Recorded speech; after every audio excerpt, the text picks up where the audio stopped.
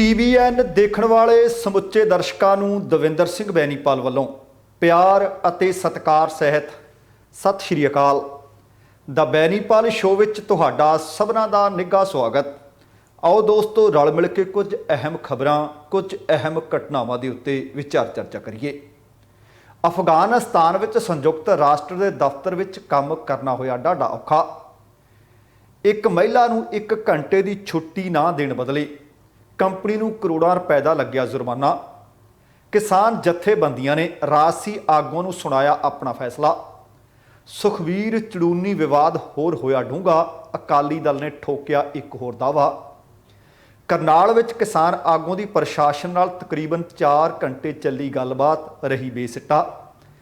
ਡੇਰਾ ਮੁਖੀ ਗੁਰਮੀਤ ਰਾਮ ਰਹੀਮ ਜੇਲ੍ਹ ਵਿੱਚ ਹੋਏ ਪਰੇਸ਼ਾਨ ਅਤੇ ਸੁਮੇਧ ਸੈਣੀ ਨੂੰ ਹਾਈ ਕੋਰਟ ਨੇ ਦਿੱਤੀ ਵੱਡੀ ਰਾਹਤ। ਇਹ ਦੋਸਤੋ ਕੁਝ ਖਬਰਾਂ, ਕੁਝ ਘਟਨਾਵਾਂ ਤੇ ਇਹਨਾਂ ਤੋਂ ਇਲਾਵਾ ਕੁਝ ਹੋਰ ਜਾਣਕਾਰੀਆਂ ਵੀ ਪ੍ਰੋਗਰਾਮ ਦੌਰਾਨ ਸ਼ਾਮਲ ਰਹਿਣਗੀਆਂ। ਤੁਹਾਨੂੰ ਸਭਨਾਂ ਨੂੰ ਬੇਨਤੀ ਹੈ ਕਿ ਇਸ ਤੋਂ ਪਹਿਲਾਂ ਕਿ ਆਪਾਂ ਇਹ ਸਾਰੀਆਂ ਖਬਰਾਂ, ਇਹ ਘਟਨਾਵਾਂ ਵਿਸਥਾਰ ਦੇ ਨਾਲ ਵਿਚਾਰੀਏ ਕਿ ਜੇਕਰ ਹਾਲੇ ਤੱਕ ਤੁਸੀਂ ਆਪਣੇ ਇਸ ਚੈਨਲ ਨੂੰ ਸਬਸਕ੍ਰਾਈਬ ਨਹੀਂ ਕੀਤਾ ਤਾਂ ਕਿਰਪਾ ਕਰਕੇ ਸਬਸਕ੍ਰਾਈਬ ਕਰਕੇ ਨੋਟੀਫਿਕੇਸ਼ਨ ਵਾਲੀ ਘੰਟੀ ਜ਼ਰੂਰ ਔਨ ਕਰ ਲੈਣੀ। ਤੁਹਾਡੇ ਦਿਲੋਂ ਧੰਨਵਾਦੀ ਹੋਵਾਂਗੇ। ਤੇ ਆਓ ਹੁਣ ਅਫਗਾਨਿਸਤਾਨ ਵਾਲੇ ਪਾਸਿਓਂ ਅੱਜ ਦੀਆਂ ਖਬਰਾਂ, ਅੱਜ ਦੀਆਂ ਘਟਨਾਵਾਂ, ਉਹਨਾਂ ਦੀ ਚਰਚਾ ਸ਼ੁਰੂ ਕਰਦੇ ਹਾਂ। ਤੁਹਾਨੂੰ ਯਾਦ ਹੋਣਾ ਹੈ ਕਿ ਬੀਤੇ ਮਹੀਨੇ 15 ਅਗਸਤ ਦਾ ਦਿਨ ਸੀ ਜਦੋਂ ਅਫਗਾਨਿਸਤਾਨ ਦੇ ਉੱਤੇ ਤਾਲਿਬਾਨ ਕਾਬਜ਼ ਹੋ ਗਿਆ ਸੀ। 31 ਅਗਸਤ ਦਾ ਦਿਨ ਸੀ ਜਦੋਂ ਨਾਟੋ ਤੇ ਅਮਰੀਕੀ ਫੌਜਾਂ ਨੇ ਅਫਗਾਨਿਸਤਾਨ ਨੂੰ ਤਾਲਿਬਾਨ ਦੇ ਹਵਾਲੇ ਕਰ ਦਿੱਤਾ ਸੀ। ਅਫਗਾਨਿਸਤਾਨ ਦੇ ਵਿੱਚੋਂ ਰੋਜ਼ਾਨਾ ਨਵੇਂ ਤਰ੍ਹਾਂ ਦੀਆਂ ਖਬਰਾਂ ਆਉਂਦੀਆਂ ਨੇ। ਕੱਲ੍ਹ ਤੁਹਾਡੇ ਨਾਲ ਖਬਰ ਸਾਂਝੀ ਕੀਤੀ ਸੀ ਕਿ ਔਰਤਾਂ ਅਫਗਾਨਿਸਤਾਨ ਦੇ ਵਿੱਚ ਹੁਣ ਪ੍ਰਦਰਸ਼ਨ ਨਹੀਂ ਕਰ ਸਕਦੀਆਂ ਤੇ ਨਾਲ ਹੀ ਹਰ ਤਰ੍ਹਾਂ ਦੇ ਪ੍ਰਦਰਸ਼ਨ ਦੇ ਉੱਤੇ ਪਾਬੰਦੀ ਵੀ ਲਾਈ ਹੈ। ਤੇ ਹੁਣ ਸੰਯੁਕਤ ਰਾਸ਼ਟਰ ਦੇ ਦਫ਼ਤਰ ਦੇ ਵਿੱਚੋਂ ਖਬਰ ਮਿਲ ਰਹੀ ਹੈ ਕਿ ਉੱਥੇ ਉਹਨਾਂ ਨੂੰ ਲਗਾਤਾਰ ਧਮਕੀਆਂ ਮਿਲ ਰਹੀਆਂ ਨੇ, ਕੰਮ ਕਰਨਾ ਔਖਾ ਹੋ ਰਿਹਾ ਹੈ। ਅਫਗਾਨਿਸਤਾਨ ਦੀ ਸੰਯੁਕਤ ਰਾਸ਼ਟਰ ਦੇ ਵਿਸ਼ੇਸ਼ ਦੂਤ ਨੇ ਜਿਹੜੇ ਡੇਬਰੋ, ਉਹਨਾਂ ਨੇ ਸੁਰੱਖਿਆ ਪਰਿਸ਼ਦ ਨੂੰ ਇੱਕ ਜਾਣਕਾਰੀ ਦਿੱਤੀ ਹੈ। ਉਹਨਾਂ ਨੇ ਦੱਸਿਆ ਕਿ 10 ਤੋਂ 25 ਅਗਸਤ ਦੇ ਦਰਮਿਆਨ ਉੱਥੇ ਤਰ੍ਹਾਂ ਦੀਆਂ ਘਟਨਾਵਾਂ ਵਾਪਰੀਆਂ ਨੇ। ਉਹਨਾਂ ਸੁਰੱਖਿਆ ਪਰਿਸ਼ਦ ਨੂੰ ਦੱਸਿਆ ਕਿ ਅਫਗਾਨਿਸਤਾਨ ਦੇ ਵਿੱਚ ਜਿਹੜੇ ਯੂਨਾਈਟਿਡ ਨੇਸ਼ਨ ਦੇ ਕਰਮਚਾਰੀ ਨੇ ਬੇਹੱਦ ਮੁਸ਼ਕਲ ਹਾਲਾਤ ਦੇ ਵਿੱਚ ਲੰਘ ਰਹੇ ਨੇ, ਕੰਮ ਕਰਨਾ ਬੜਾ ਔਖਾ ਹੋ ਰਿਹਾ ਹੈ। ਹਾਲਾਂਕਿ ਉਹਨਾਂ ਨੇ ਇਹ ਵੀ ਕਿਹਾ ਕਿ ਸੰਯੁਕਤ ਰਾਸ਼ਟਰ ਨੂੰ ਆਪਣੇ ਕੰਮ ਨੂੰ ਅੰਜਾਮ ਦੇਣ ਦੇ ਵਿੱਚ ਭਾਵੇਂ ਮੁਸ਼ਕਲਾਂ ਆ ਰਹੀਆਂ ਨੇ, ਪਰ ਤਾਂ ਵੀ ਉਹਨਾਂ ਵੱਲੋਂ ਕੰਮ ਕੀਤਾ ਜਾ ਰਿਹਾ ਹੈ। ਹੁਣ ਉਹ ਕਹਿੰਦੇ ਜੇਕਰ ਅਸੀਂ ਵੇਖੀਏ ਤੇ ਉੱਥੇ ਸਥਿਤੀ ਇੱਕੋ ਜਿਹੀ ਨਹੀਂ, ਹਰ ਰੋਜ਼ ਸਥਿਤੀ ਉੱਥੇ ਬਦਲ ਰਹੀ ਹੈ। ਉਹਨਾਂ ਨੇ ਸੰਯੁਕਤ ਰਾਸ਼ਟਰ ਨੂੰ ਦੱਸਿਆ ਕਿ ਤਾਲਿਬਾਨ ਦੇ ਕਾਬਲ ਦੇ ਵਿੱਚ ਆਉਣ ਵਾਲੇ ਦਿਨ ਜਿਹੜੇ ਕੁਝ ਪਹਿਲੇ ਸੀ, ਉਹਨਾਂ ਦਿਨਾਂ ਤੋਂ ਬਾਅਦ ਹਾਲਾਤ ਕਾਫੀ ਬਦਲ ਰਹੇ ਨੇ, ਲਗਾਤਾਰ ਬਦਲ ਰਹੇ ਨੇ। ਕਰਮਚਾਰੀਆਂ ਨੂੰ ਧਮਕਾਉਣ, ਉਹਨਾਂ ਦੇ ਨਾਲ ਬੁਰਾ ਸਲੂਕ ਕਰਨ, ਇਹ ਨਿਤ ਦਿਨ ਦੀਆਂ ਘਟਨਾਵਾਂ ਉੱਥੇ ਵਾਪਰ ਰਹੀਆਂ ਨੇ। ਉਹਨਾਂ ਇਹ ਵੀ ਦੱਸਿਆ ਕਿ ਤਾਲਿਬਾਨ ਦੇ ਕਬਜ਼ੇ ਤੋਂ ਬਾਅਦ ਸੰਯੁਕਤ ਰਾਸ਼ਟਰ ਦਫ਼ਤਰ ਦੇ ਵਿੱਚ ਲੁੱਟ ਖੋਹ ਤੱਕ ਕਰ ਦਿੱਤੀ ਗਈ ਹੈ। ਉੱਥੇ ਮੌਜੂਦ ਕਰਮਚਾਰੀਆਂ ਦੇ ਨਾਲ ਕੁੱਟ ਮਾਰ ਤੱਕ ਕਰ ਦਿੱਤੀ ਗਈ ਹੈ। ਇਹਦੇ ਤੋਂ ਵੀ ਅੱਗੇ ਵੱਧ ਕੇ ਉਹਨਾਂ ਨੂੰ ਜਾਨੋਂ ਮਾਰਨ ਦੀਆਂ ਧਮਕੀਆਂ ਵੀ ਦਿੱਤੀਆਂ ਗਈਆਂ ਨੇ। ਉਹਨਾਂ ਦੱਸਿਆ ਕਿ ਸੰਯੁਕਤ ਰਾਸ਼ਟਰ ਦੇ ਕਰਮਚਾਰੀ ਆਜ਼ਾਦ ਰੂਪ ਨਾਲ ਕਿਤੇ ਆ ਨਹੀਂ ਸਕਦੇ, ਕਿਤੇ ਜਾ ਨਹੀਂ ਸਕਦੇ। ਉਹਨਾਂ ਦੇ ਮੁਤਾਬਕ ਉਹਨਾਂ ਦੀ ਸੁਰੱਖਿਆ ਨੂੰ ਲੈ ਕੇ ਸੰਯੁਕਤ ਰਾਸ਼ਟਰ ਵੀ ਹੁਣ ਕਾਫੀ ਚਿੰਤਾ ਦੇ ਵਿੱਚ ਹੈ। ਦਰਅਸਲ ਕੱਲ੍ਹ ਤੁਹਾਡੇ ਨਾਲ ਖਬਰ ਸਾਂਝੀ ਕੀਤੀ ਸੀ ਕਿ ਕੁਝ ਇੱਕ ਪੱਤਰਕਾਰਾਂ ਨੂੰ ਵੀ ਕੁੱਟਿਆ ਗਿਆ, ਮਾਰਿਆ ਗਿਆ। ਉਹਨਾਂ ਦੀਆਂ ਕੁਝ ਤਸਵੀਰਾਂ ਵੀ ਟਵਿੱਟਰ ਦੇ ਉੱਤੇ ਟਵੀਟ ਹੋਈਆਂ ਸਨ, ਜਿਨ੍ਹਾਂ ਦੇ ਵਿੱਚੋਂ ਖੂਨ ਨਾਲ ਲੱਥ-ਪੱਥ ਵੀ ਨਜ਼ਰ ਆ ਰਹੇ ਸਨ। ਤੇ ਅਗਲੀ ਜਿਹੜੀ ਖਬਰ ਹੈ, ਕਈ ਵਾਰੀ ਸਾਨੂੰ ਲੱਗਦਾ ਹੁੰਦਾ ਹੈ ਕਿ ਚਲੋ ਜੇ ਸਾਨੂੰ ਛੁੱਟੀ ਨਹੀਂ ਮਿਲੀ ਤਾਂ ਚੁੱਪ ਕਰ ਜਾਂਦੇ ਆ, ਜੇ ਸਾਨੂੰ ਸਮੇਂ ਤੇ ਤਨਖਾਹ ਨਹੀਂ ਮਿਲੀ ਤਾਂ ਚੁੱਪ ਕਰ ਜਾਂਦੇ ਆ। ਅਸਲ ਦੇ ਵਿੱਚ ਆਪਣੇ ਹੱਕ ਮੰਗਣੇ ਪੈਂਦੇ ਆ, ਲੈਣੇ ਪੈਂਦੇ ਆ। ਥਾਲੀ 'ਚ ਪਰੋਸ ਕੇ ਤੁਹਾਨੂੰ ਕੋਈ ਨਹੀਂ ਦਿੰਦਾ। ਵੱਡੀਆਂ ਕੰਪਨੀਆਂ ਵੀ ਭੁੱਲ ਕਰ ਜਾਂਦੀਆਂ ਨੇ, ਜਾਣੇ 'ਚ ਹੋ ਸਕਦੀ ਹੈ, ਅਣਜਾਣੇ 'ਚ ਹੋ ਸਕਦੀ ਹੈ। ਪਰ ਜਦੋਂ ਉਹੀ ਮਾਮਲੇ ਫਿਰ ਅਦਾਲਤ ਵਿੱਚ ਜਾਂਦੇ ਨੇ ਤਾਂ ਕੰਪਨੀਆਂ ਨੂੰ ਲੈਣੇ ਦੇ ਦੇਣੇ ਪੈਂਦੇ ਆ, ਫਸ ਜਾਂਦੀਆਂ ਨੇ। ਇਸ ਤਰ੍ਹਾਂ ਦੀਆਂ ਖਬਰਾਂ ਦੁਨੀਆ ਦੇ ਹਰ ਕੋਨੇ 'ਚੋਂ ਮਿਲਦੀਆਂ ਨੇ। ਆਹ ਖਬਰ ਜਿਹੜੀ ਮੈਂ ਤੁਹਾਡੇ ਨਾਲ ਸਾਂਝੀ ਕਰਨ ਜਾ ਰਿਹਾ, ਦਰਅਸਲ ਇਹ ਲੰਡਨ ਦਾ ਮਾਮਲਾ ਹੈ, ਕਾਫੀ ਚਰਚਾ ਦੇ ਵਿੱਚ ਹੈ। ਉੱਥੋਂ ਦੀ ਇੱਕ ਕੰਪਨੀ, ਉੱਥੇ ਇੱਕ ਮਹਿਲਾ ਕੰਮ ਕਰਦੀ ਸੀ। ਉਹਨੇ ਆਪਣੇ ਬੌਸ ਨੂੰ ਆਖਿਆ ਕਿ ਮੈਂ ਆਪਣੇ ਬੱਚੇ ਨੂੰ ਚੁੱਕਣਾ ਹੁੰਦਾ, ਮੈਨੂੰ ਰੋਜ਼ਾਨਾ 1 ਘੰਟਾ ਜਲਦੀ ਛੁੱਟੀ ਚਾਹੀਦੀ ਹੈ। ਉਹ ਕਹਿੰਦੀ ਵਾਜਬ ਹੈ, ਮੇਰੇ ਤੋਂ ਬਗੈਰ ਮੇਰੇ ਬੱਚੇ ਨੂੰ ਸਕੂਲੋਂ ਕੋਈ ਲਿਆ ਨਹੀਂ ਸਕਦਾ। ਬਸ ਬੌਸ ਨੇ ਸੋਚਿਆ ਕਿ ਚਲੋ ਜੇ ਜਵਾਬ ਦੇ ਦਿਆਂਗੇ ਤੇ ਕਰ ਕੀ ਲਏਗੀ, ਇਹ ਤਾਂ ਮਜਬੂਰੀ ਹੈ, ਤਾਂ ਮੇਰੀ ਕੰਪਨੀ 'ਚ ਕੰਮ ਕਰੇਗੀ। ਜਵਾਬ ਦੇ ਦਿੱਤਾ ਤੇ ਮਹਿਲਾ ਅਦਾਲਤ ਵਿੱਚ ਲੈ ਗਈ ਮਾਮਲਾ। ਲੰਡਨ ਦੀ ਇਸ ਕੰਪਨੀ ਨੂੰ ਹੁਣ ਮਹਿਲਾ ਨੇ ਜਦੋਂ ਕੋਰਟ ਦੇ ਸਾਹਮਣੇ ਆਪਣਾ ਪੱਖ ਰੱਖਿਆ ਤੇ ਦੂਸਰੇ ਪਾਸੇ ਅਦਾਲਤ ਦੇ ਵਿੱਚ ਕੰਪਨੀ ਨੇ ਵੀ ਆਪਣਾ ਰਿਪਰੈਜ਼ੈਂਟੇਟਿਵ ਭੇਜਿਆ ਕਿ ਮੈਂ ਇਹਨਾਂ ਨੂੰ ਕਿਹਾ ਸੀ ਕਿ ਮੈਨੂੰ ਹੁਣ ਹਰ ਰੋਜ਼ 4 ਦਿਨਾਂ ਦੇ ਵਾਸਤੇ 1 ਘੰਟਾ ਪਹਿਲਾਂ ਛੁੱਟੀ ਚਾਹੀਦੀ ਹੈ ਤਾਂ ਕਿ ਮੈਂ ਆਪਣੇ ਬੇਟੀ ਨੂੰ ਸਕੂਲ ਤੋਂ ਪਿਕ ਕਰ ਸਕਾਂ, ਪਰ ਮੇਰੇ ਬੌਸ ਨੇ ਸਾਫ਼ ਇਨਕਾਰ ਕਰ ਦਿੱਤਾ। ਤੇ ਜਦੋਂ ਹੁਣ ਇਹ ਮਾਮਲਾ ਇੰਪਲੋਇਮੈਂਟ ਟ੍ਰਿਬਿਊਨਲ ਕੋਰਟ ਦੇ ਵਿੱਚ ਪਹੁੰਚਿਆ, ਜਾਣਕਾਰੀ ਦੇ ਅਨੁਸਾਰ ਇੰਪਲੋਇਮੈਂਟ ਟ੍ਰਿਬਿਊਨਲ ਕੋਰਟ ਦੇ ਵਿੱਚ ਦੋਵਾਂ ਧਿਰਾਂ ਨੇ ਆਪੋ ਆਪਣੇ ਪੱਖ, ਦੋਵਾਂ ਧਿਰਾਂ ਦੀਆਂ ਦਲੀਲਾਂ ਸੁਣਨ ਤੋਂ ਬਾਅਦ ਇਹ ਜਿਹੜਾ ਫੈਸਲਾ ਹੈ ਇਹ ਮਹਿਲਾ ਦੇ ਹਿੱਤ ਵਿੱਚ ਸੁਣਾ ਦਿੱਤਾ ਗਿਆ ਹੈ। ਅਦਾਲਤ ਨੇ ਕੰਪਨੀ ਨੂੰ ਹੁਕਮ ਦਿੱਤਾ ਕਿ ਜਲਦ ਤੋਂ ਜਲਦ ਮਹਿਲਾ ਨੂੰ 1,80,000 ਯੂਰੋ, ਤੁਸੀਂ ਦੇਖੋ ਕਿ ਜੇਕਰ ਭਾਰਤ ਦੀ ਕਰੰਸੀ ਦੇ ਵਿੱਚ ਦੇਖੀਏ ਤਕਰੀਬਨ 2 ਕਰੋੜ ਰੁਪਈਆ ਬਣਦਾ ਹੈ। ਹੁਣ ਕੰਪਨੀ ਵੀ ਸੋਚਦੀ ਹੋਣੀ ਹੈ, ਕੰਪਨੀ ਦਾ ਮਾਲਕ ਵੀ ਸੋਚਦਾ ਹੋਣਾ ਕਿ ਜੇ 4 ਦਿਨਾਂ ਦੇ ਵਾਸਤੇ ਰੋਜ਼ਾਨਾ ਨੂੰ 1 ਘੰਟਾ ਛੁੱਟੀ ਦੇ ਦਿਆ ਕਰਦੇ ਤਾਂ ਕਿਹੜਾ ਪਹਾੜ ਢੱਠ ਜਾਣਾ ਸੀ। ਪਰ ਜੇਕਰ ਉਹ ਮਹਿਲਾ ਆਪਣੇ ਹੱਕਾਂ ਦੇ ਵਾਸਤੇ ਨਾ ਜੂਝਦੀ, ਸ਼ਾਇਦ ਅੱਜ ਉਹ ਕੰਮ ਵੀ ਕਰ ਰਹੀ ਹੁੰਦੀ ਤੇ ਬੱਚੀ ਨੂੰ ਪਤਾ ਨਹੀਂ ਉਹਦੀ ਨੂੰ ਸਕੂਲੋਂ ਕੌਣ ਪਿਕ ਕਰਕੇ ਲੈ ਕੇ ਆਉਂਦਾ। ਇਹ ਸਾਨੂੰ ਕਾਫੀ ਵੱਡਾ ਸੁਨੇਹਾ ਦੇ ਕੇ ਜਾ ਰਹੀ ਹੈ ਖਬਰ ਕਿ ਆਪਣੇ ਹੱਕਾਂ ਦੇ ਵਾਸਤੇ ਸਾਨੂੰ ਹਰ ਹੀਲਾ ਵਸੀਲਾ ਵਰਤ ਕੇ ਜੂਝਣਾ ਚਾਹੀਦਾ। ਤੇ ਅਗਲੀ ਖਬਰ ਭਾਰਤ ਵਾਲੇ ਪਾਸਿਓਂ ਖਬਰ ਹੈ, ਇਨਸਾਨ ਮਰਦਾ ਕੀ ਨਹੀਂ ਕਰਦਾ। ਖਾਸ ਕਰਕੇ ਜਦੋਂ ਆਪਣੇ ਪਰਿਵਾਰ ਦਾ ਜੀ ਕਿਸੇ ਮੁਸੀਬਤ ਵਿੱਚ ਹੋਵੇ, ਕਿਸੇ ਬਿਮਾਰੀ ਨੇ ਜਕੜਿਆ ਹੋਵੇ, ਭਾਵੇਂ ਕਿੱਡੇ ਵੱਡੇ ਮਰਜ਼ੀ ਉਹਦੇ ਸਾਹਮਣੇ ਦੁੱਖਾਂ ਦੇ ਪਹਾੜ ਖੜੇ ਹੋਣ, ਉਹਨਾਂ ਨੂੰ ਸਰ ਕਰਨ ਦੀ ਕੋਸ਼ਿਸ਼ ਕਰਦਾ ਹੈ। ਖਬਰ ਮਹਾਰਾਸ਼ਟਰ ਦੇ ਵਿੱਚੋਂ ਮਿਲ ਰਹੀ ਹੈ। ਮਹਾਰਾਸ਼ਟਰ ਦੇ ਨੰਦੁਰਬਾਰ ਜ਼ਿਲ੍ਹੇ ਦੇ ਵਿੱਚ ਚਾਂਦਸ਼ੈਲੀ ਘਾਟੀ ਪੈਂਦੀ ਹੈ ਤੇ ਉਹਦੇ ਵਿੱਚ ਪੈਂਦਾ ਇੱਕ ਪਿੰਡ। ਉੱਥੇ ਦਰਅਸਲ ਇਹ ਘਟਨਾ ਵਾਪਰੀ ਹੈ। ਉੱਥੇ ਜ਼ਬਰਦਸਤ ਬਰਸਾਤ ਵੀ ਹੋਈ, ਮੀਂਹ ਵੀ ਪਿਆ ਤੇ ਜ਼ਮੀਨ ਵੀ ਖਿਸਕੀ, ਜਿਸ ਦੇ ਕਾਰਨ ਰਸਤੇ ਬੰਦ ਹੋ ਗਏ। ਇਹਨਾਂ ਦੇ ਕਾਰਨ ਹੀ ਬਜ਼ੁਰਗ ਨੂੰ ਲਗਭਗ ਜਿਸ ਦੀ ਤਕਰੀਬਨ 70 ਕੁ ਵਰ੍ਹੇ ਉਮਰ ਦੱਸੀ ਜਾ ਰਹੀ ਹੈ, 4 ਕਿਲੋਮੀਟਰ ਤੱਕ ਤੁਰਿਆ ਤੇ ਆਪਣੀ ਘਰਵਾਲੀ ਨੂੰ 70 ਵਰ੍ਹਿਆਂ ਦੀ ਉਮਰ ਦੇ ਵਿੱਚ ਮੋਢਿਆਂ ਤੇ ਚੁੱਕ ਕੇ ਲੈ ਕੇ ਗਿਆ। ਚਾਂਦਸ਼ੈਲੀ ਘਾਟੀ ਦੇ ਵਿੱਚ ਜ਼ਮੀਨ ਖਿਸਕਣ ਤੋਂ ਬਾਅਦ ਦਰਅਸਲ ਮੁੱਖ ਸੜਕ ਦੇ ਨਾਲੋਂ ਪਿੰਡ ਦਾ ਸੰਪਰਕ ਟੁੱਟ ਗਿਆ। 70 ਵਰ੍ਹਿਆਂ ਦਾ ਅਦਲਿਆ ਪਾਂਡਵੀ ਤੇ ਉਹਦੀ 65 ਵਰ੍ਹਿਆਂ ਦੀ ਪਤਨੀ ਸਿਦਲੀ ਬਾਈ, ਉਹਦੀ ਸਿਹਤ ਲਗਾਤਾਰ ਖਰਾਬ ਹੋ ਰਹੀ ਸੀ, ਤੇਜ਼ ਬੁਖਾਰ ਚੜਿਆ ਤੇ ਅਦਲਿਆ ਨੇ ਫਿਰ ਦੇਖੋ 70 ਵਰ੍ਹਿਆਂ ਦੀ ਉਮਰ ਦੇ ਵਿੱਚ, ਤਾਂ ਕਿ ਉਹਨੂੰ ਮੈਂ ਬਚਾ ਸਕਾਂ, ਆਪਣੀ ਪਤਨੀ ਨੂੰ ਮੋਢਿਆਂ ਤੇ ਚੁੱਕਿਆ ਤੇ 4 ਕਿਲੋਮੀਟਰ ਦਾ ਪਿੰਡ ਆ। ਤੁਸੀਂ ਆਪ ਹਿਸਾਬ ਲਾਓ ਕਿ 70 ਵਰ੍ਹਿਆਂ ਦੇ ਬਜ਼ੁਰਗ ਨੇ ਮੋਢਿਆਂ ਤੇ ਚੁੱਕ ਕੇ ਤੈਅ ਕਿਵੇਂ ਕੀਤਾ ਹੋਣਾ। ਪਰ ਜਜ਼ਬਾ ਸੀ ਕਿ ਮੈਨੂੰ ਬਚਾਉਣਾ ਹੈ, ਪਰ ਪ੍ਰਮਾਤਮਾ ਨੂੰ ਕੁਝ ਹੋਰ ਮਨਜ਼ੂਰ ਸੀ। ਹਸਪਤਾਲ ਮੋਢਿਆਂ ਤੇ ਚੁੱਕ ਕੇ ਆਪਣੀ ਘਰਵਾਲੀ ਨੂੰ ਪਹੁੰਚ ਵੀ ਗਿਆ, ਪਰ ਜਦੋਂ ਹਸਪਤਾਲ ਦੇ ਵਿੱਚ ਡਾਕਟਰ ਨੇ ਉਸਦੀ ਨਬਜ਼ ਵੇਖੀ, ਉਹ ਕਹਿੰਦੇ ਇਸ ਮਾਈ ਦੇ ਤਾਂ ਪ੍ਰਾਣ ਪੰਖੇਰੂ ਉੜ ਚੁੱਕੇ ਨੇ। ਹੁਣ ਤੁਸੀਂ ਦੇਖੋ ਕਿ ਜ਼ਮੀਨ ਖਿਸਕੀ ਉਸ ਵਕਤ ਨਹੀਂ ਉਹਨੂੰ ਲੱਗੀ ਜਦੋਂ ਰਸਤੇ ਦੇ ਵਿੱਚ ਉਹਨੂੰ ਲੱਗਦਾ ਸੀ ਕਿ ਸੜਕ ਨਾਲੋਂ, ਮੁੱਖ ਸੜਕ ਨਾਲੋਂ ਉਹਨਾਂ ਦਾ ਨਾਤਾ ਟੁੱਟ ਚੁੱਕਿਆ ਹੈ, ਪਰ ਉਸ ਵਕਤ ਉਹਨੂੰ ਜ਼ਮੀਨ ਖਿਸਕੀ ਨਜ਼ਰ ਆਈ ਜਦੋਂ ਸਾਰੀਆਂ ਮੁਸੀਬਤਾਂ ਨੂੰ ਪਾਸੇ ਕਰਦਾ ਕਰਦਾ ਮੋਢਿਆਂ ਤੇ ਚੁੱਕ ਆਪਣੀ ਘਰਵਾਲੀ ਨੂੰ ਹਸਪਤਾਲ ਦੇ ਵਿੱਚ ਵੀ ਲੈ ਗਿਆ। ਹੁਣ ਉੱਥੇ ਹਜ਼ਾਰਾਂ ਆਦੀਵਾਸੀ ਲੋਕ ਰਹਿੰਦੇ ਨੇ। ਜਦੋਂ ਇਸ ਤਰ੍ਹਾਂ ਦੀਆਂ ਘਟਨਾਵਾਂ ਵਾਪਰਦੀਆਂ ਨੇ, ਭਾਵ ਮੀਂਹ ਪੈਂਦਾ ਹੈ ਜਾਂ ਜ਼ਮੀਨ ਖਿਸਕ ਜਾਂਦੀ ਹੈ, ਕਈ ਦਿਨਾਂ ਤੱਕ ਉਹ ਆਪਣੇ ਪਿੰਡਾਂ ਦੇ ਵਿੱਚ ਕੈਦ ਹੋ ਕੇ ਰਹਿ ਜਾਂਦੇ ਨੇ। ਚਾਂਦਸ਼ੈਲੀ ਪਿੰਡ ਦੇ ਵਿੱਚ ਸਿਹਤ ਸਹੂਲਤਾਂ ਦੀ ਕਮੀ ਹੈ, ਇਸ ਵਾਸਤੇ ਲੋਕਾਂ ਨੂੰ ਨੰਦੁਰਬਾਰ, ਤਲੌਦਾ, ਤੜਗਾਮ ਭਾਵ ਦੂਰ ਦੇ ਇਲਾਕਿਆਂ ਵਿੱਚ ਜਾਣਾ ਪੈਂਦਾ ਹੈ। ਪਰ ਉਹ ਬਜ਼ੁਰਗ ਕਹਿੰਦਾ ਮੇਰੀ ਕਿਸਮਤ ਹਾਰ ਗਈ ਹੈ, ਪਰ ਮੇਰੀ ਹਿੰਮਤ ਨਹੀਂ ਹਾਰੀ। ਹੁਣ ਤੁਸੀਂ ਵੇਖੋ ਕਿ ਮੁੱਢਲੀਆਂ ਸਿਹਤ ਸਹੂਲਤਾਂ ਨੇ, ਚੋਣਾਂ ਭਾਵੇਂ ਪੰਜਾਬ 'ਚ ਹੋਣ, ਉੱਤਰਾਖੰਡ 'ਚ ਹੋਣ, ਯੂਪੀ 'ਚ ਹੋਣ, ਕਿਸੇ ਵੀ ਸੂਬੇ ਵਿੱਚ ਹੋਣ, ਸਿਹਤ ਤੇ ਸਿੱਖਿਆ ਦੇ ਬਾਬਤ ਸਵਾਲ ਜ਼ਰੂਰ ਕਰਿਆ ਕਰੋ ਕਿ ਇਹ ਮੁੱਢਲੀਆਂ ਸਹੂਲਤਾਂ ਨੇ, ਸਾਨੂੰ ਇਹ ਦੇ ਦਿਓ, ਬਾਕੀ ਭਾਵੇਂ ਬਾਅਦ 'ਚ ਕੁਝ ਦਿਓ ਨਾ ਦਿਓ। ਜਿਹਨੂੰ ਸਿੱਖਿਆ ਮਿਲ ਗਈ, ਜਿਹਨੂੰ ਸਿਹਤ ਮਿਲ ਗਈ, ਉਹਨੂੰ ਸਭ ਕੁਝ ਮਿਲ ਗਿਆ। ਹੁਣ ਬੀਤੇ ਦਿਨੀ ਸੁਖਬੀਰ ਬਾਦਲ ਹੋਰਾਂ ਨੇ ਇੱਕ ਬਿਆਨ ਦੇ ਦਿੱਤਾ ਸੀ। ਕਰਨਾਲ ਜਿਸ ਦਿਨ ਧਰਨਾ ਲੱਗਿਆ, ਪਹਿਲਾ ਦਿਨ ਸੀ, ਜਦੋਂ ਪ੍ਰਸ਼ਾਸਨ ਦੇ ਨਾਲ ਗੱਲ ਕੋਈ ਤਣਪੱਤਣ ਨਹੀਂ ਸੀ ਲੱਗੀ ਤਾਂ ਪੱਕੇ ਧਰਨੇ ਦਾ ਐਲਾਨ ਕੀਤਾ ਤੇ ਸੁਖਬੀਰ ਬਾਦਲ ਹੋਰੀ ਉਸ ਤੋਂ ਦੂਸਰੇ ਦਿਨ ਮਾਨਯੋਗ ਅਦਾਲਤ ਦੇ ਵਿੱਚ ਇੱਕ ਪੇਸ਼ੀ ਲਈ ਗਏ ਸੀ। ਉੱਥੇ ਉਹਨਾਂ ਨੇ ਆਖ ਦਿੱਤਾ ਸੀ ਕਿ ਮੇਰੇ ਤੋਂ ਚੜੂਨੀ ਸਾਹਿਬ ਨੇ ਫੋਨ ਕਰਕੇ ਉਚੇਤੇ ਤੌਰ ਤੇ ਮਦਦ ਦੀ ਮੰਗ ਕੀਤੀ ਹੈ ਤੇ ਲੰਗਰ ਦੀ ਮੰਗ ਕੀਤੀ ਸੀ।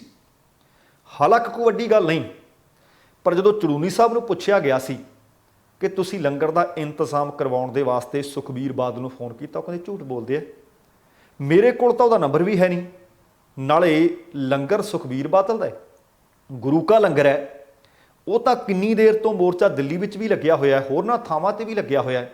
ਕਿਤੇ ਕਾਰ ਸੇਵਾ ਵਾਲੇ ਬਾਬੇ, ਕਿਤੇ ਗੁਰਦੁਆਰਾ ਸਾਹਿਬ ਆਪਣੇ ਆਪ ਲੰਗਰ ਲੈ ਕੇ ਆ ਰਹੇ ਨੇ। ਕਹਿਣ ਦਾ ਭਾਵ ਸੁਖਬੀਰ ਕਹਿੰਦੇ ਸੀ ਕਿ ਮੈਨੂੰ ਫੋਨ ਕੀਤਾ, ਗੁਰਨਾਮ ਸਿੰਘ ਚੜੂਨੀ ਸਾਹਿਬ ਕਹਿੰਦੇ ਫੋਨ ਕੀਤਾ ਨਹੀਂ। ਉਹਦੇ ਤੋਂ ਬਾਅਦ ਇਹ ਲਗਾਤਾਰ ਮਾਮਲਾ ਹਾਲੇ ਭਖਦਾ ਹੀ ਜਾ ਰਿਹਾ ਹੈ, ਭਖਦਾ ਹੀ ਜਾ ਰਿਹਾ ਹੈ, ਕਿਉਂਕਿ ਬੀਬੀ ਜਗੀਰ ਕੌਰ ਹੋਰਾਂ ਨੇ ਵੀ ਆਖ ਦਿੱਤਾ ਕਿ ਹਾਂ ਫੋਨ ਹੋਇਆ। ਉਹ ਕਹਿੰਦੇ ਜੇ ਫੋਨ ਸੁਖਬੀਰ ਬਾਦਲ ਨੂੰ ਆਇਆ ਸੀ ਤਾਂ ਉਹਨਾਂ ਦਾ ਮੈਨੂੰ ਫੋਨ ਆਇਆ। ਹੁਣ ਪੱਕਾ ਮੋਰਚਾ ਉੱਥੇ ਲੱਗ ਚੁੱਕਿਆ ਹੈ। ਲੰਗਰ ਦੇ ਇੰਤਜ਼ਾਮ ਨੂੰ ਲੈ ਕੇ ਸੁਖਬੀਰ ਬਾਦਲ ਤੇ ਗੁਰਨਾਮ ਚੜੂਨੀ ਇੱਕ ਦੂਸਰੇ ਦੇ ਸਾਹਮਣੇ ਨੇ। ਉਹ ਕਹਿੰਦੇ ਚੜੂਨੀ ਮੁੱਕਰ ਗਿਆ, ਚੜੂਨੀ ਸਾਹਿਬ ਕਹਿੰਦੇ ਸੁਖਬੀਰ ਬਾਦਲ ਝੂਠ ਬੋਲਦਾ। ਪਰ ਹੁਣ ਇਸ ਮਾਮਲੇ ਦੇ ਵਿੱਚ ਇੱਕ ਹੋਰ ਦਾਅਵਾ ਸ਼੍ਰੋਮਣੀ ਅਕਾਲੀ ਦਲ ਦੇ ਵੱਲੋਂ ਠੋਕ ਦਿੱਤਾ ਗਿਆ।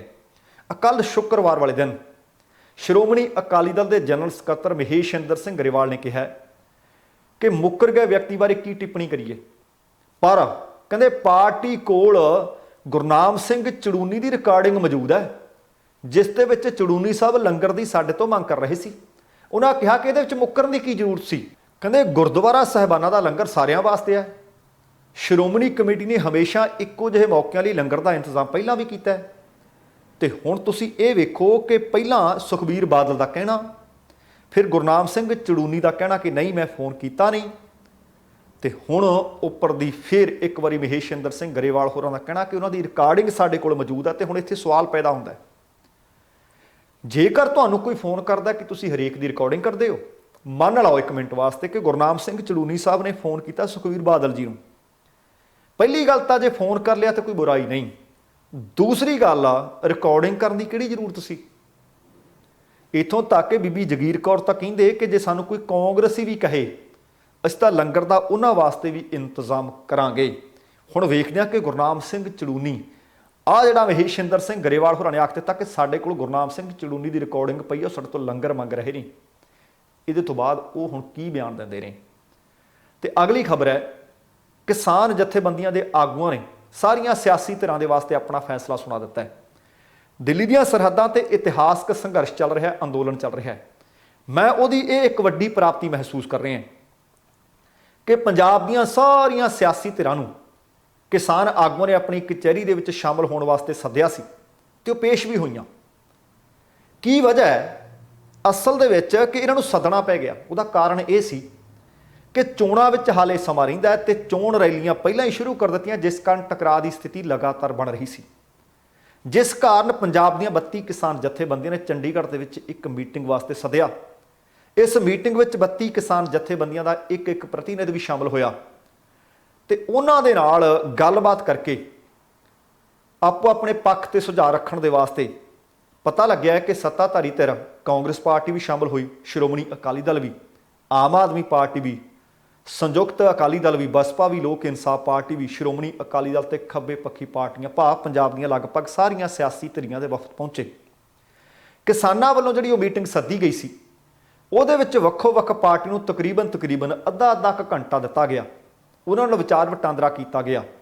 ਮੀਟਿੰਗ ਦੀ ਸਮਾਪਤੀ ਤੋਂ ਬਾਅਦ ਕਿਸਾਨ ਆਗੂ ਬਲਬੀਰ ਸਿੰਘ ਰਾਜੇਵਾਲ ਨੇ ਦੱਸਿਆ ਕਿ ਸ਼੍ਰੋਮਣੀ ਅਕਾਲੀ ਦਲ ਤੇ ਕਾਂਗਰਸ ਨੂੰ ਛੱਡ ਕੇ ਸਾਰੀਆਂ ਸਿਆਸੀ ਪਾਰਟੀਆਂ ਦੇ ਜਿੰਨੇ ਵੀ ਵਫਦ ਜਾਂ ਨੁਮਾਇੰਦੇ ਪਹੁੰਚੇ ਸੀ ਉਹ ਸਾਡੇ ਫੈਸਲੇ ਨਾਲ ਸਹਿਮਤ ਹੋ ਗਏ।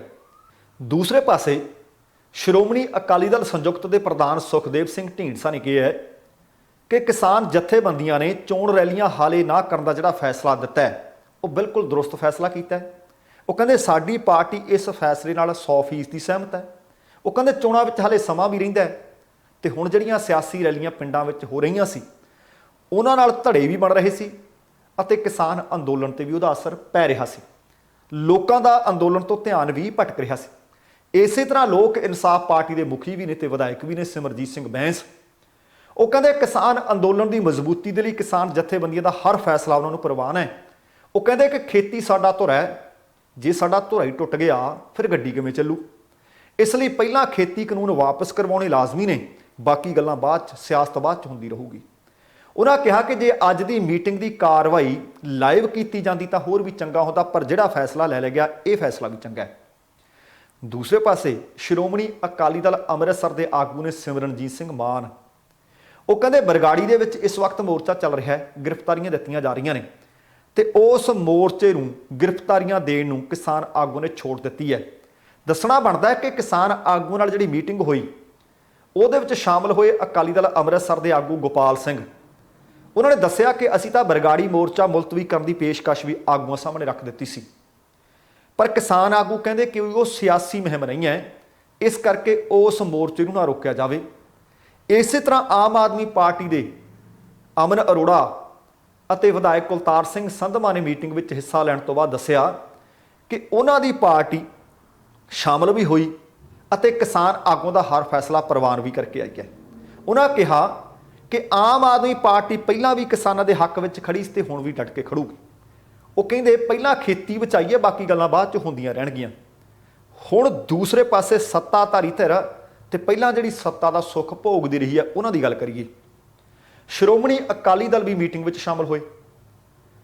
ਮੀਟਿੰਗ ਤੋਂ ਬਾਅਦ ਅਕਾਲੀ ਦਲ ਦੇ ਸੀਨੀਅਰ ਆਗੂ ਪ੍ਰੋਫੈਸਰ ਪ੍ਰੇਮ ਸਿੰਘ ਚੰਦੂਮਾਜਰਾ ਅਤੇ ਡਾਕਟਰ ਦਲਜੀਤ ਸਿੰਘ ਚੀਮਾ ਉਹਨਾਂ ਨੇ ਆਪਣਾ ਪੱਖ ਰੱਖਿਆ। ਬਾਅਦ ਦੇ ਵਿੱਚ ਜਿਹੜੀ ਆ ਕੇ ਉਹਨਾਂ ਨੇ ਗੱਲ ਦੱਸੀ, ਉਹ ਕਹਿੰਦੇ ਦੇਖੋ ਕੁਝ ਇੱਕ ਪਾਰਟੀਆਂ ਨੇ ਜਿਹੜੀਆਂ ਜਾਣਬੁੱਝ ਕੇ ਪੰਜਾਬ ਦਾ ਮਾਹੌਲ ਵਿਗਾੜ ਰਹੀਆਂ ਨੇ, ਪੰਜਾਬ ਦੇ ਵਿੱਚ ਰਾਸ਼ਟਰਪਤੀ ਰਾਜ ਲਵਾਉਣਾ ਚਾਹੁੰਦੀਆਂ ਨੇ। ਉਹ ਕਹਿੰਦੇ ਸਾਨੂੰ ਸਮਝ ਨਹੀਂ ਆਉਂਦੀ, ਮੁਲਕ ਵਿਆਪੀ ਅੰਦੋਲਨ ਚੱਲ ਰਿਹਾ ਹੈ, ਇਕੱਲੇ ਪੰਜਾਬ ਦਾ ਅੰਦੋਲਨ ਨਹੀਂ। ਯੂਪੀ ਦੇ ਵਿੱਚ, ਉੱਤਰਾਖੰਡ ਦੇ ਵਿੱਚ ਜਦੋਂ ਚੋਣ ਮੁਹਿੰਮ ਚੱਲ ਰਹੀ ਹੈ ਤਾਂ ਪੰਜਾਬ ਦੇ ਵਿੱਚ ਕਿਵੇਂ ਰੋਕੀ ਜਾ ਸਕਦੀ ਹੈ? ਆਵਾਜ਼ ਨਹੀਂ। ਕਹਿਣ ਦਾ ਭਾਵ ਕਿਸਾਨ ਆਗੂਆਂ ਵੱਲੋਂ ਜਿਹੜੀ ਪੇਸ਼ਕਸ਼ ਕੀਤੀ ਗਈ ਉਹਨਾਂ ਦੇ ਨਾਲ ਇਤਫਾਕ ਨਹੀਂ ਰੱਖਦੇ। ਉਹ ਕਹਿੰਦੇ ਸਿਆਸੀ ਪਾਰਟੀਆਂ ਜਾਂ ਸਿਆਸੀ ਆਗੂ ਜੇਕਰ ਲੋਕਾਂ ਵਿੱਚ ਜਾਣਗੇ ਨਹੀਂ ਤਾਂ ਫਿਰ ਉਹਨਾਂ ਨਾਲ ਵਿਚਾਰ ਵਟਾਂਦਰਾ ਕਿਵੇਂ ਹੋਊ? ਉਹ ਕਹਿੰਦੇ ਪਹਿਲਾਂ ਕੋਵਿਡ ਰਿਹਾ ਉਦੋਂ ਨਹੀਂ ਅਸੀਂ ਜਾ ਸਕੇ, ਤੇ ਹੁਣ ਆ ਕਿਸਾਨ ਅੰਦੋਲਨ ਚੱਲ ਪਿਆ, ਹੁਣ ਇਹ ਕਹਿੰਦੇ ਰੈਲੀਆਂ ਨਾ ਕਰੋ, ਦੱਸੋ ਅਸੀਂ ਕੀ ਕਰੀਏ? ਉਹ ਕਹਿੰਦੇ ਪਰ ਇਹ ਹੈ ਕਿ ਰੈਲੀਆਂ ਕਰਨ ਦੀ ਸਾਨੂੰ ਆਗਿਆ ਹੋਵੇ, ਪਰ ਦੂਸਰੇ ਪਾਸੇ ਕਿਸਾਨ ਆਗੂ ਸਾਡੀ ਕਿਸੇ ਵੀ ਤਰ੍ਹਾਂ ਦੀ ਡਿਊਟੀ ਲਾਉਣ, ਅਸੀਂ ਉਹ ਨਿਭਾਉਣ ਵਾਸਤੇ ਤਿਆਰ ਹਾਂ, ਪਰ ਆਹ ਮੁਹਿੰਮ ਰੋਕਣ ਦਾ ਫੈਸਲਾ ਨਾ ਜਿਹੜਾ ਇਹ ਹਾਈ ਕਮਾਂਡ ਕਰੂਗੀ। ਅਸੀਂ ਹਾਲ ਦੀ ਘੜੀ ਇਹ ਨਹੀਂ ਕਹਿ ਸਕਦੇ ਕਿ ਅਸੀਂ ਰੈਲੀਆਂ ਨਹੀਂ ਕਰਾਂਗੇ। ਇਸੇ ਤਰ੍ਹਾਂ ਕਾਂਗਰਸ ਪਾਰਟੀ ਦੇ ਕਾਰਜਕਾਰੀ ਪ੍ਰਧਾਨ ਕੁਲਜੀਤ ਨਾਗਰਾ, ਪ੍ਰਗਟ ਸਿੰਘ ਤੇ ਖੁਦ ਪ੍ਰਧਾਨ ਨਵਜੋਤ ਸਿੰਘ ਸਿੱਧੂ ਸ਼ਾਮਲ ਹੋਏ ਸੀ। ਉਹ ਕਹਿੰਦੇ ਵਿਚਾਰ ਵਟਾਂਦਰਾ ਬੜਾ ਵਧੀਆ ਰਿਹਾ, ਪਰ ਜਿੱਥੋਂ ਤੱਕ ਚੋਣ ਮੁਹਿੰਮ ਹਾਲ ਦੀ ਘੜੀ ਰੋਕਣ ਦਾ, ਰੈਲੀਆਂ ਰੋਕਣ ਦਾ ਇਹ ਜਿਹੜਾ ਫੈਸਲਾ ਹੈ ਇਹ ਅਸੀਂ ਨਹੀਂ ਕਰ ਸਕਦੇ। ਇਹ ਗੱਲਬਾਤ ਹਾਈ ਕਮਾਂਡ ਦੇ ਸਾਹਮਣੇ ਰੱਖ ਦਿਆਂਗੇ ਤੇ ਉਹ ਫੈਸਲਾ ਕਰੂ ਕਿ ਚੋਣ ਮੁਹਿੰਮ ਹਲੇ ਰੋਕਣੀ ਹੈ, ਰੈਲੀਆਂ ਹਲੇ ਰੋਕਣੀਆਂ ਨੇ। ਤੁਸੀਂ ਇਹ ਦੇਖੋ ਕਿ ਇੱਥੇ ਇੱਕ ਸਵਾਲ ਵੀ ਬਹੁਤ ਵੱਡਾ ਹੈ। ਸ਼੍ਰੋਮਣੀ ਅਕਾਲੀ ਦਲ ਨੇ ਗੱਲ ਪੰਜਾਬ ਦੀ ਦੇ ਅਧੀਨ ਕੁਝ ਰੈਲੀਆਂ ਕੀਤੀਆਂ ਤੇ ਲਗਾਤਾਰ ਵਿਰੋਧ ਹੋਇਆ। ਕੱਲ ਸੁਖਪਾਲ ਸਿੰਘ ਭੁੱਲਰ ਹੋਰਾਂ ਨੇ, ਤੁਸੀਂ ਉਹਨਾਂ ਦਾ ਫੇਸਬੁੱਕ ਦੇਖ ਲਿਓ ਜਾ ਕੇ, ਉੱਥੇ ਸਿਹਤ ਮੰਤਰੀ ਬਲਵੀਰ ਸਿੰਘ ਸਿੱਧੂ ਪਹੁੰਚੇ, ਵਰਚੁਅਲ ਉਦਘਾਟਨ ਕੀਤਾ ਕੈਪਟਨ ਅਮਰਿੰਦਰ ਸਿੰਘ ਨੇ। ਹਜ਼ਾਰਾਂ ਦੀ ਗਿਣਤੀ ਦੇ ਵਿੱਚ ਲੋਕ ਵੀ ਪਹੁੰਚੇ, ਕੋਈ ਵਿਰੋਧ ਨਹੀਂ ਹੋਇਆ। ਇਸ ਮਸਲੇ ਦੇ ਉੱਤੇ ਕਈ ਲੋਕ ਤੰਜ ਵੀ ਕੱਸ ਰਹੇ ਨੇ ਕਿ ਕਾਰਨ ਕੀ ਹੈ। ਜੇ ਵਿਰੋਧੀ ਧਿਰ ਵਾਲੇ ਕਿਤੇ ਰੈਲੀ ਕਰਦੇ ਆ ਤੇ ਉੱਥੇ ਵਿਰੋਧ ਹੁੰਦਾ ਤੇ ਆਹ ਕਾਂਗਰਸ ਵਾਲਿਆਂ ਦੇ ਪ੍ਰੋਗਰਾਮ ਦੇ ਵਿੱਚ ਕੋਈ ਕਿਸਾਨ ਨਹੀਂ ਪਹੁੰਚਿਆ। ਤੇ ਦੂਸਰਾ ਇਹ ਵੀ ਸਵਾਲ ਪੁੱਛੇ ਜਾ ਰਹੇ ਨੇ ਕਿ ਜਿਹੜੇ ਉਹਨਾਂ ਦੀ ਰੈਲੀ ਵਿੱਚ ਜਾ ਕੇ ਬੈਠੇ ਸੀ ਕਿ ਉਹ ਕਿਸਾਨ ਨਹੀਂ, ਕਿ ਉਹਨਾਂ ਨੂੰ ਕਿਸਾਨੀ ਦਾ ਦਰਦ ਨਹੀਂ। ਹੁਣ ਇੱਥੇ ਇਹ ਮੈਂ ਜੇ ਇਹਨੂੰ ਸਮੇਟਾਂ ਖਬਰ ਨੂੰ ਤਾਂ ਮੈਂ ਤੁਹਾਨੂੰ ਦੱਸਣਾ ਚਾਹੁੰਦਾ ਕਿ ਸਿਰਫ ਦੋ ਪਾਰਟੀਆਂ, ਸੱਤਾਧਾਰੀ ਧਿਰ ਕਾਂਗਰਸ ਅਤੇ ਸ਼੍ਰੋਮਣੀ ਅਕਾਲੀ ਦਲ ਨੂੰ ਛੱਡ ਕੇ ਬਾਕੀ ਪੰਜਾਬ ਦੀਆਂ ਸਾਰੀਆਂ ਸਿਆਸੀ ਧਿਰਾਂ ਕਿਸਾਨਾਂ ਦੇ ਫੈਸਲੇ ਨਾਲ ਸਹਿਮਤ ਹੋ ਗਈਆਂ ਨੇ। ਤੁਹਾਡਾ ਕੀ ਵਿਚਾਰ ਹੈ ਕਮੈਂਟ ਬਾਕਸ ਦੇ ਵਿੱਚ ਲਿਖਿਓ। ਪਰ ਮੈਂ ਇਹ ਆਖ ਸਕਦਾ ਭਾਵੇਂ ਹਾਲੇ ਇਹ ਫੈਸਲਾ ਦੋਵੇਂ ਪਾਰਟੀਆਂ ਦਾ ਭਵਿੱਖ ਦੀ ਕੁੱਖ ਵਿੱਚ ਹੈ, ਪਰ ਆਖਰਕਾਰ ਇਹਨਾਂ ਨੂੰ ਇਸ ਫੈਸਲੇ ਨਾਲ ਸਹਿਮਤ ਹੋਣਾ ਪਊ, ਝੁਕਣਾ ਪਊਗਾ ਜੇ ਪੰਜਾਬ ਦੇ ਲੋਕਾਂ ਦੀਆਂ ਵੋਟਾਂ ਚਾਹੁੰਦੇ ਨੇ, ਜੇ ਸੱਚਮੁੱਚ ਇਹ ਕਿਸਾਨ ਹਤੈਸ਼ੀ ਨੇ। ਤੇ ਅਗਲੀ ਖਬਰ ਡੇਰਾ ਮੁਖੀ ਗੁਰਮੀਤ ਰਾਮ ਰਹੀਮ ਨਾਲ ਸੰਬੰਧਿਤ ਖਬਰ ਹੈ। ਹਰਿਆਣਾ ਦੀ ਜੇਲ੍ਹ ਦੇ ਵਿੱਚੋਂ ਉਮਰ ਕੈਦ ਦੀ ਸਜ਼ਾ ਭੁਗਤ ਰਹੇ ਹੈ ਡੇਰਾ ਸੱਚਾ ਸੌਦਾ ਦੇ ਮੁਖੀ ਨੇ ਗੁਰਮੀਤ ਰਾਮ ਰਹੀਮ, ਤੇ ਅੱਜ ਕੱਲ੍ਹ ਉਹ ਕਾਫੀ ਪਰੇਸ਼ਾਨ ਦੱਸੇ ਜਾ ਰਹੇ ਹੈ। ਇਹਦੇ ਤੋਂ ਪਹਿਲਾਂ ਤੁਹਾਨੂੰ ਸ਼ਾਇਦ ਯਾਦ ਹੋਵੇ ਇੱਕ ਵਾਰ ਉਹ ਬਿਮਾਰ ਹੋਏ, ਕਹਿੰਦੇ ਕੋਵਿਡ ਹੋ ਗਿਆ। ਕੋਵਿਡ ਵਾਲੇ ਕਮਰੇ ਦੇ ਵਿੱਚ ਕਹਿੰਦੇ ਇੱਕ ਉਹਨਾਂ ਦੀ ਸਕੱਤਰ ਵੀ ਰਹਿ ਸਕੂਗੀ, ਉਦੋਂ ਵੀ ਚਰਚਾ 'ਚ ਆ ਗਏ। ਫਿਰ ਇੱਕ ਵਾਰੀ ਉਹਨਾਂ ਨੂੰ ਚੈੱਕਅਪ ਵਾਸਤੇ ਲਿਜਾਇਆ ਗਿਆ, ਰਸਤੇ ਵਿੱਚ ਕਈ ਮਹਿਲਾਵਾਂ ਨੂੰ ਤੇ ਹੋਰਨਾਂ ਲੋਕਾਂ ਨੂੰ ਮਿਲਾਇਆ ਗਿਆ, ਉਹ ਵੀ ਮਾਮਲਾ ਵਿਵਾਦਾਂ ਵਿੱਚ ਆ ਗਿਆ ਸੀ। ਤੇ ਹੁਣ ਜਿਹੜੀ ਜਾਣਕਾਰੀ ਮਿਲੀ ਹੈ ਕਿ ਬੀਤੀ 3 ਤਰੀਕ ਨੂੰ 3 ਸਤੰਬਰ ਨੂੰ ਹਰਿਆਣਾ ਮਨੁੱਖੀ ਅਧਿਕਾਰ ਕਮਿਸ਼ਨ ਦੇ ਚੇਅਰਮੈਨ ਜਸਟਿਸ SK ਮਿੱਤਲ ਜੇਲ੍ਹ ਦਾ ਨਿਰੀਖਣ ਕਰਨ ਵਾਸਤੇ ਪਹੁੰਚੇ ਸੀ। ਉਸ ਵਕਤ ਗੁਰਮੀਤ ਰਾਮ ਰਹੀਮ ਨੇ ਆਪਣੀ ਦਾੜੀ ਰੰਗਣ ਵਾਲੀ ਮੰਗ ਉਹਨਾਂ ਦੇ ਸਾਹਮਣੇ ਰੱਖ ਦਿੱਤੀ। ਉਹਨਾਂ ਦਾ ਕਹਿਣਾ ਸੀ ਕਿ ਜੇਲ੍ਹ ਦੇ ਨਾਲ, ਜੇਲ੍ਹ ਪ੍ਰਸ਼ਾਸਨ ਦੇ ਨਾਲ ਉਹਨਾਂ ਨੇ ਕਈ ਵਾਰੀ ਇਹ ਬੇਨਤੀ ਸਾਂਝੀ ਕੀਤੀ, ਮੰਗ ਰੱਖੀ ਪਰ ਜੇਲ੍ਹ ਅਧਿਕਾਰੀ ਵਾਰ-ਵਾਰ ਮੰਗ ਰੱਖਣ ਦੇ ਬਾਵਜੂਦ ਵੀ ਉਹਨਾਂ ਨੂੰ ਦਾੜੀ ਰੰਗਣ ਦੀ ਆਗਿਆ ਨਹੀਂ ਦੇ ਰਹੇ। ਮੇਰੀ ਦਾੜੀ ਚਿੱਟੀ ਹੋ ਗਈ ਹੈ, ਮੈਂ ਠੀਕ ਨਹੀਂ ਮਹਿਸੂਸ ਕਰ ਰਿਹਾ, ਪਰੇਸ਼ਾਨ ਹੈ। ਹੁਣ ਮਜਬੂਰੀ ਬਸ ਮੈਨੂੰ ਤੁਹਾਡੇ ਸਾਹਮਣੇ ਇਹ ਮਾਮਲਾ ਰੱਖਣਾ ਪਿਆ। ਮੈਂ ਫਿਰ ਦੱਸ ਦਿਆਂ ਕਿ ਇਸ ਪਰੇਸ਼ਾਨੀ ਦਾ ਹੱਲ ਹਾਲੇ ਮਨੁੱਖੀ ਅਧਿਕਾਰ ਕਮਿਸ਼ਨ ਨੇ ਵੀ ਕੱਢਿਆ ਨਹੀਂ, ਭਾਵ ਉਹਨਾਂ ਨੇ ਇਸ ਮਸਲੇ ਤੋਂ ਕੋਈ ਫੈਸਲਾ ਨਹੀਂ ਲਿਆ, ਪਰ ਆਪਣੀ ਦਾੜੀ ਚਿੱਟੀ ਹੋਣ ਦੇ ਕਾਰਨ ਉਹ ਪਰੇਸ਼ਾਨ ਡਾਢੇ ਦੱਸੇ ਜਾ ਰਹੇ ਨੇ। ਤੇ ਅਗਲੀ ਇੱਕ ਹੋਰ ਖਬਰ ਮਿਲ ਰਹੀ ਹੈ ਕਿ ਕਰਨਾਲ ਦੇ ਵਿੱਚ ਜਿਹੜਾ ਸਕੱਤਰੇਤ ਦੇ ਬਾਹਰ ਕਿਸਾਨਾਂ ਦਾ ਧਰਨਾ ਚੱਲ ਰਿਹਾ, ਲਗਾਤਾਰ ਬੀਤੇ 4 ਦਿਨਾਂ ਤੋਂ ਕਿਸਾਨ ਉੱਥੇ ਲਗਾਤਾਰ ਡਟੇ ਹੋਏ ਹੈ। ਉਹਨਾਂ ਦੀ ਉੱਥੇ ਖਬਰ ਮਿਲ ਰਹੀ ਹੈ ਕਿ ਪ੍ਰਸ਼ਾਸਨ ਦੇ ਨਾਲ 4 ਘੰਟੇ ਗੱਲਬਾਤ ਚੱਲ ਰਹੀ ਹੈ, ਪਰ ਇਹ ਗੱਲਬਾਤ ਬੇਸਿੱਟਾ ਰਹੀ। ਮੀਟਿੰਗ ਦੇ ਵਿੱਚ 13 ਕਿਸਾਨ ਆਗੂ ਸ਼ਾਮਲ ਹੋਏ।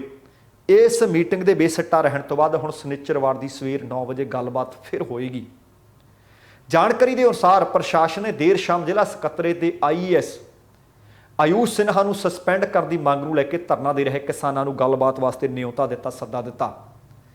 ਪ੍ਰਸ਼ਾਸਨ ਦੇ ਵੱਲੋਂ ਸੱਦੇ ਤੋਂ ਬਾਅਦ ਗੁਰਨਾਮ ਸਿੰਘ ਚੜੂਨੀ, ਉਹਨਾਂ ਦੀ ਅਗਵਾਈ ਦੇ ਹੇਠ ਕੁਝ ਹੋਰ ਕਿਸਾਨ ਆਗੂ ਪ੍ਰਸ਼ਾਸਨਿਕ ਟੀਮ ਦੇ ਨਾਲ ਗੱਲਬਾਤ ਕਰਨ ਵਾਸਤੇ ਪਹੁੰਚੇ।